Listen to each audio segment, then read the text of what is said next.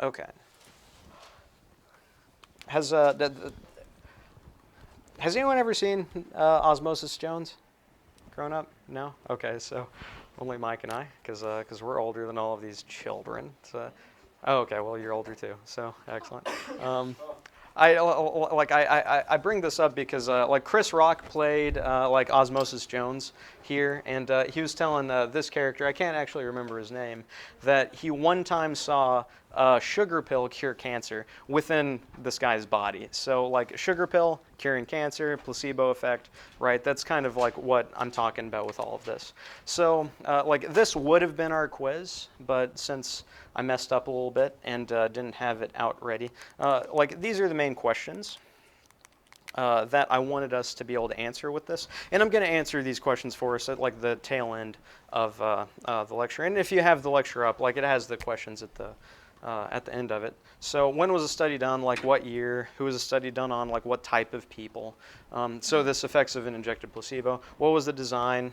Like what did they find? How meaningful were these findings? So that's kind of what I'm interested with. Like with all of this. So like a couple of definitions that like I'm sure like I'm gonna talk about these at some point. So placebo, nocebo, sham surgery, these types of things. So placebo generally, it's just an inert substance that has no therapeutic value. But like overall, the placebo effect is that we give you something that shouldn't do anything, but it has somewhat of a positive effect. So placebo, positive, that's somewhat of the connotation with it. Nocebo is just the opposite way. Like it's an inert or inactive substance, and it has some level of negative effect on somebody, which like really there's not that much research on that. Just like I want you to know that that's how that term is used most typically.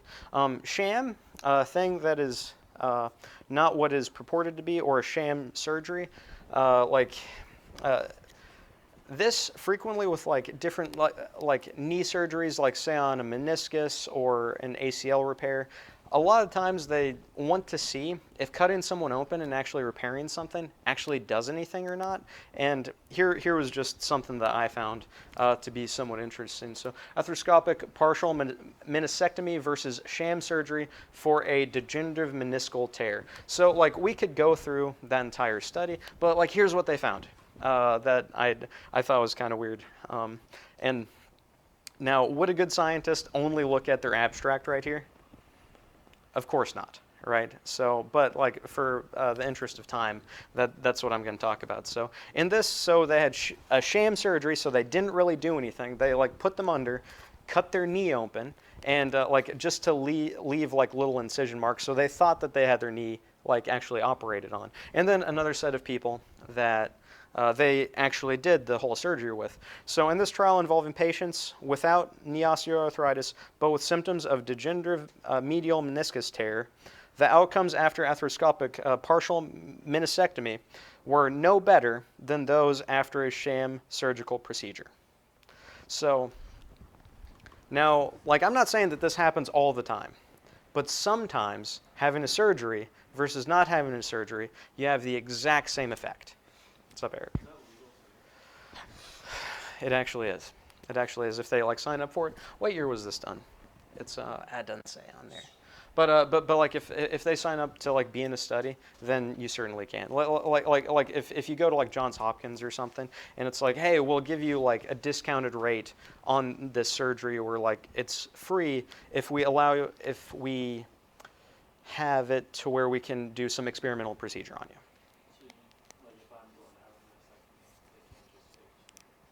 No. Yeah, that would be totally bad. What's up? So, if they like, in a sense, are they like referring to like healing being like mental? Well, kind of. So, like here, the really the outcome is like with whatever's wrong with these people's knees. If you don't have a surgery on them, they have the same outcomes afterward. Like say, like many months later, whenever they test like knee range of motion or knee strength or whatever, it's the same as if they didn't have a surgery. Right, that's effectively what that means, and sometimes that actually happens, right? But like, wouldn't that be interesting for all of us to know? Like, if you're supposed to have a back surgery or a neck surgery or like whatever type of surgery, that's like Is it actually effective? So like looking up shams, I think would be kind of a cool thing. So like looking at like placebos, like hopefully, does anybody know what like fMRI is at all? No? So like you know whenever we talk about like there's a brain region that you hold your mother's face in that region. Or there's a brain region that holds language or something like that. How we know that is from functional magnetic resonance imaging. So it's an fMRI. That's what that stands for. So essentially, you put someone in this like big thing, and you tell them, "Hey, think of your mom." And like they look at where blood flow is actually like going to in your brain. It's pretty cool stuff. So there's been research done with like placebo and like anticipation and experience of pain and different things. And overall, like what I want you to know here is that the placebo seems to reduce activation in a couple of areas in your brain. So like one of them being the thalamus, another being the insula, another being the ACC or anterior cingulate cortex, which all of these have something to do with like your conscious experience, alertness, like perception of pain, decision making, attention allocation, emotion, and like just things like that, right? So if I give you a placebo, it's going to reduce activation in those areas. So if we're not paying attention to ourself or our emotions or our like decision making or reward anticipation or attention allocation, we might just not realize that our knee hurts, right? Thank you, Ari. Cool. It's like, okay, like I'll talk more about this. So, hey man, it's it's my class if y'all aren't into it. Like, I don't know. I'm going to talk about it either way. So that's where the thalamus is. That's where the insula is, and that's where the anterior cingulate cortex is. So, in case you're interested in where any of those are, yes. So I have a friend. Like the brain's a powerful thing. I have a buddy from when I was in the army. Yeah. Leg blown off. Yeah. His brain still feels knee pain. Yeah. Oh shoot. What is that? Yeah. But it's I think what they call it ghost something. Yeah, phantom limb syndrome. Yeah, phantom limb syndrome. Brain's a powerful thing. Yeah, no, totally. I mean, like, it's pretty amazing. Pretty amazing, right? So, going on. So, placebo, it's almost taught in, like, every class that it's a thing, right? So, all of y'all, do y'all think the placebo effect is real? Right. So yes, like, totally you should completely think it's real. But, like, have you ever read a meta-analysis about it? So I've read a bunch of meta-analyses about it because I've got nothing better to do with my time, right? So like here's one meta-analysis in particular. So like I could read this whole thing to you, and it's actually really interesting. So this is the primary outcome that came out of it. So in 27 trials involving the treatment of pain, placebo had a beneficial effect as indicated by a reduction in the intensity of pain of 6.5 millimeters on a 100 millimeter visual analog scale. So that is the placebo effect. It is totally real, 100% real, right? But 6.5 millimeters on a 100 millimeter visual analog scale. So whenever you're analyzing like your papers, the magnitude of the effect, this is what I want you to think about here, right? So here, has anyone seen this scale before? Right? Okay, so like in the doctor, it's like, how bad do your like boo-boos hurt and all that type of stuff? That's what they do with kids. So visual analog scale, let's say I run up and I kick you in the shin as hard as I possibly can. And I say, okay, on this, mark how much it hurts. And then you mark right there, right? Because like I can kick you really hard, but like, I mean, like I'm not going to the NFL to be a kicker or anything, right? So like 8.5, give or take, right? Now, let's say I wait a week or a month or a year or whatever, washout period, you forget how hard I can kick you in the shin. And like I give you like, I don't know, like an anti-kryptonite pill, and I say, okay, this is going to make you impervious to damage. And after I give you that pill, I kick you in the shin as hard as I possibly can again. That's what the placebo effect is. Do y'all see this? Right? So, okay, like this is 100 millimeters, right? And then perception of pain goes down that much.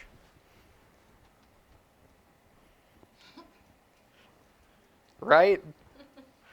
Okay, so has anyone ever taken like a psychology class or anything like that? Yeah, yeah.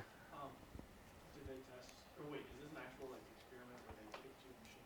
Or it's not a machine? You want to do it?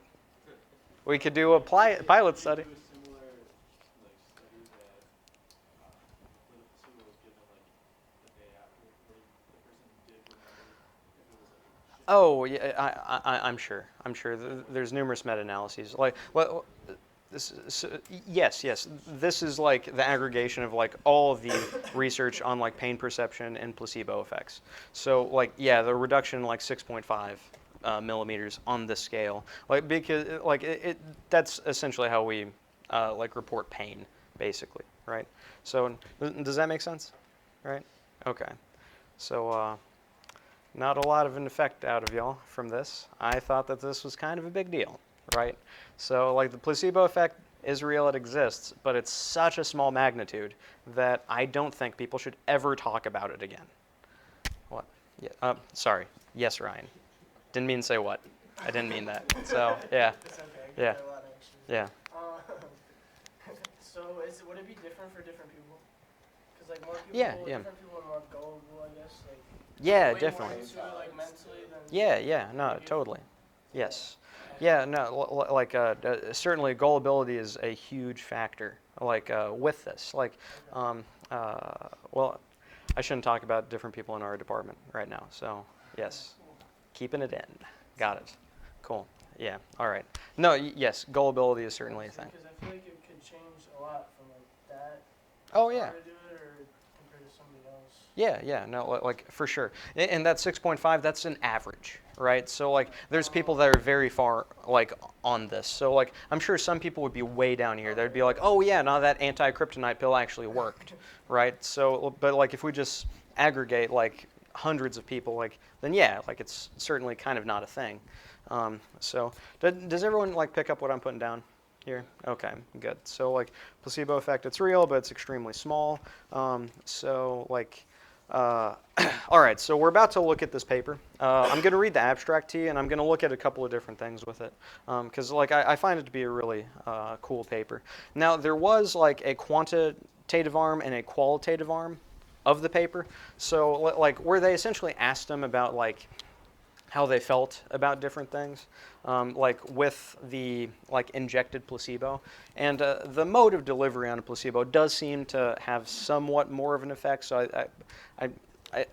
we will talk about that, but the qualitative stuff or the subjective stuff, I'm not going to talk about that, and there's actually a particular reason why, and like it's not assigned reading in this class, but if you ever want your mind to be blown, look up this paper and read it.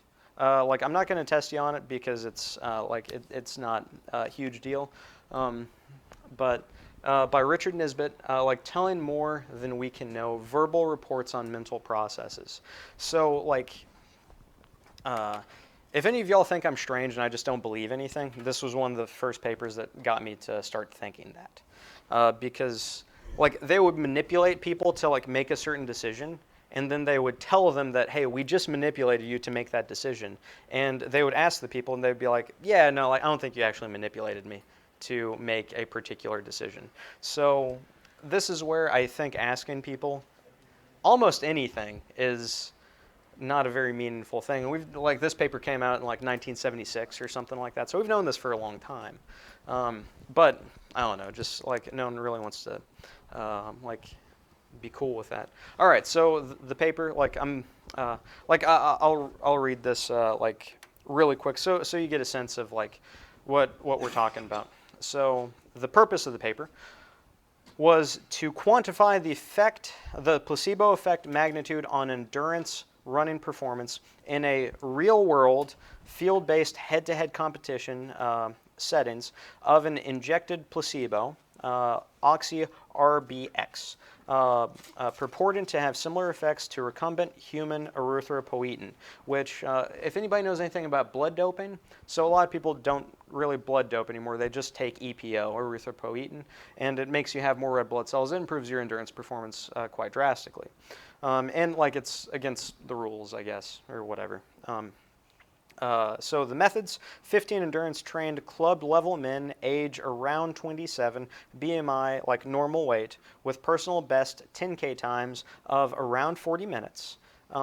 Completed the randomized crossover study design of a 3-kilometer race before and after a 7-day control and placebo phase. During the placebo phase, participants self-administered subcutaneous saline injections daily, believing it was the erythropoietin.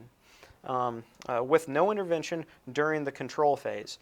At the start and end of a 7-day phase, a 3-kilometer running performance was assessed. Qualitative assessments of participants' perceptions and experiences were recorded throughout and in a semi-structured interviews on competition. So the qualitative semi-structured interviews, we're not going to talk about that at all.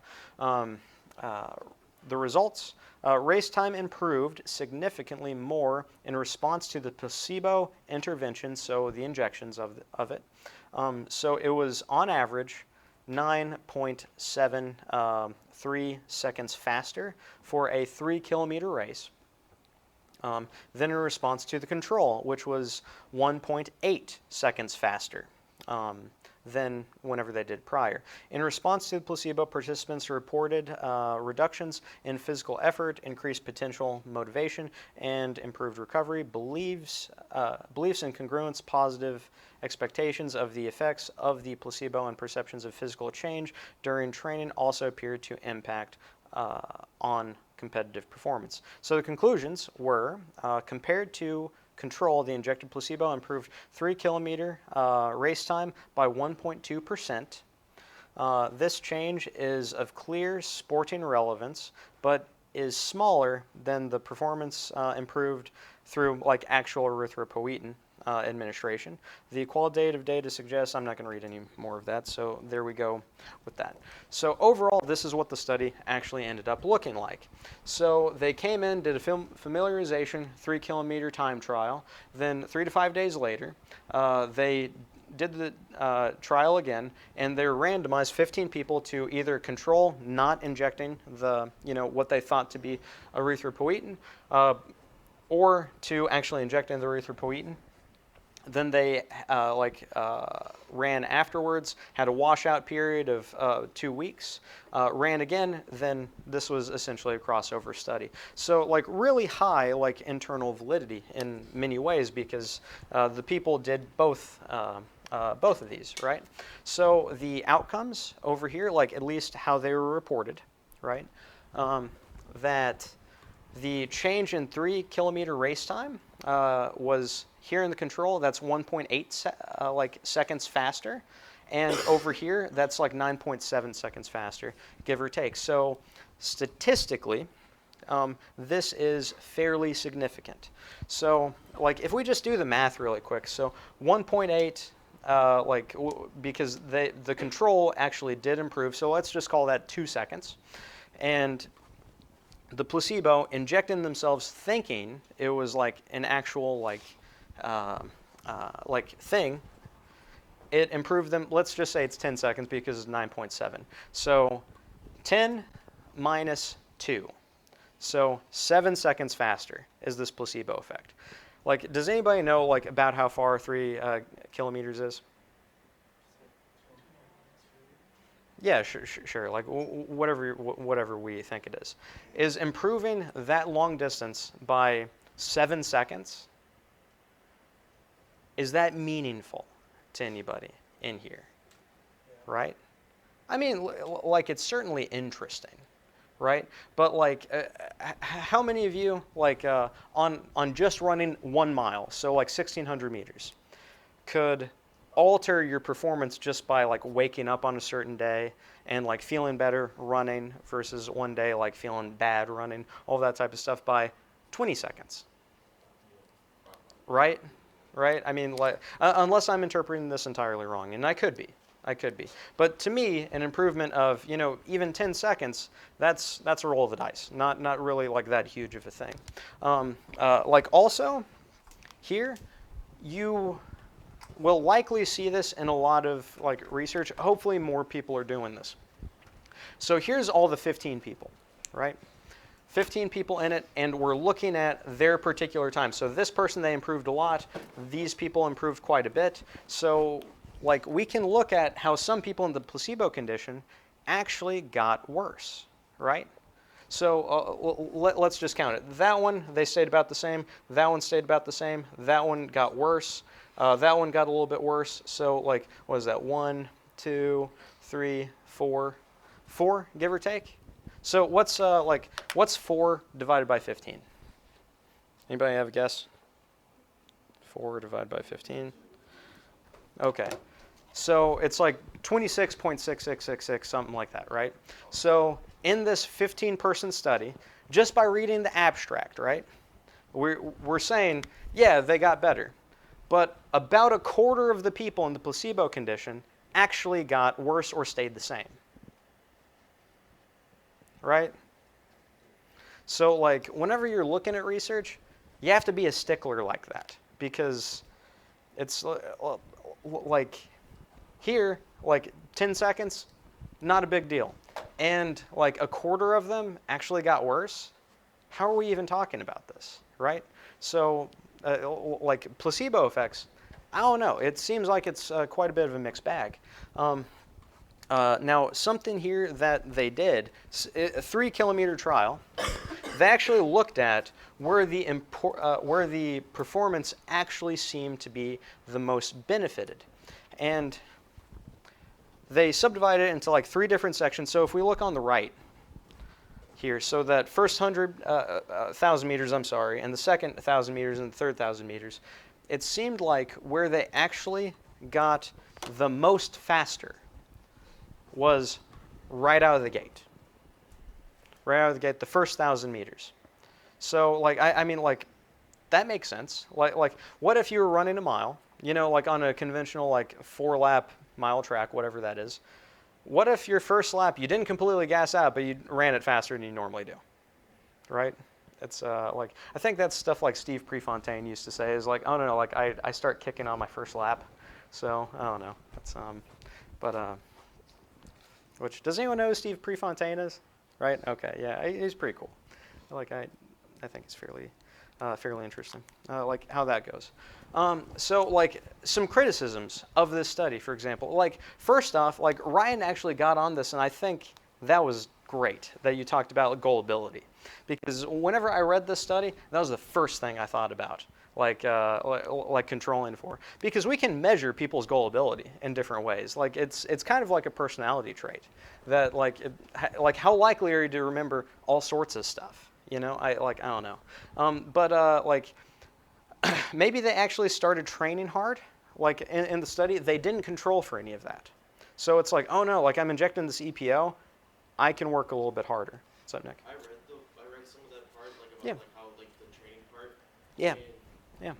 some of them said that due to the competition of the Yeah. races that Yeah. they tried harder to make Yeah. themselves better. Yeah. So that first point makes a lot of sense. Oh, definitely. Yeah. What's up, Eric? So going on to that, like what if, is it like another level of placebo if someone thinks they're getting injected with EPO even though they're not, but when they start to race, they're like, oh, well, I have this in me so I can probably run harder. So then they start to run harder. Oh, definitely. Yeah. No. Could that be why the first like 1,000? Yeah, 1,000. No, like definitely. Like that's totally a potential explanation. And like I'm with you on that. Like I'm totally with you there. Like them maybe actually training hard, and like they weren't really measuring that in the study, like because that's a huge confounding variable. What were you gonna say, Mike? Well, it's kind of like the thing people say, like, oh, I got new shoes, I can run faster. Oh yeah. Oh, I'm running faster, and on lap 2, you're like, oh shit. Yeah, It's all yeah, the same yeah. person, Well, so many track athletes, like track athletes are known for being probably the most superstitious. And like they wear certain things, like maybe a necklace that's lucky, or they wear a certain color of like socks or underwear or whatever. I mean, like heck, I do that, right? Like the whole reason why I wear red shoes is because I believed my entire life that red gives me luck, right? And it isn't working, but like it's, I'm still trying, right? It's yeah. Because I don't know if anybody remembers in the other class, the one day I wore purple shoes, I wanted to die. So it's like, and I, huh? It was this class. Well, like, right? So you see how this class is going, right? So like they didn't measure max oxygen consumption. Like they did monitor like heart rates, and nothing changed there. Nothing physiological changed. So it could have been better if they injected them and said it was a saline solution on their control days. So that would be a more normal thing to happen. But there was that. So like some good points about the study, and like read this study. Like it's a very interesting study. They actually controlled for a lot of things, even though I'm ragging on it quite a bit. I'm gonna. I promise I'll finish this. The route of placebo administration is likely the most powerful. So there have been studies like on the placebo effect, and injecting it is stronger than just taking like an oral pill. Trying to see if is an additive effect. So they had like placebo plus competition. So like they actually had these people like competing against each other, and like with their different like 10K times, they had them like offset their starts. So to essentially make sure that at the very end, they had to like try harder to finish it.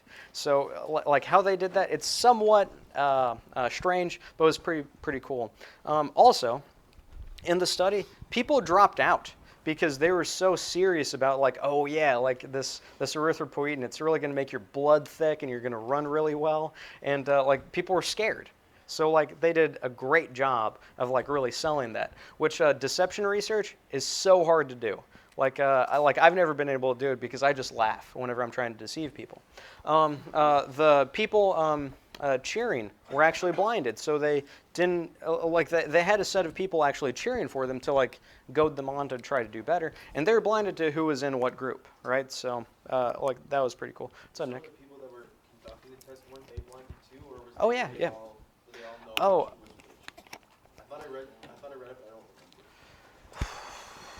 Gosh, no, that's a good question. I'd have to go back and like delve much more in depth. It was a little bit confusing at first because it sounded like they knew at the time of races which runners were on the placebo or on the control group. Yeah. It made it sound like some of them didn't know and they were Right. just Right. watching them run and taking time. Truthfully, like with how large the research team was, I would bet, like this probably wouldn't make it into the paper, but I would bet some of them knew and other ones didn't, because there's kind of levels and that type of stuff. So like, how do we interpret this data? So an injection of nothing for a week may make moderately trained endurance athletes, so notice these people were moderately trained, they're club level people, run 1% faster at a middle distance event. So especially in the earlier stages, so like get you out of the gate a little bit faster, right? So here, those were all of the like potential questions that I could ask you, and like here, let's just double check. Yep, that's all I have for us. So cool, finished it like basically on time. I guess I'll see y'all at 5:30 if y'all want to hear me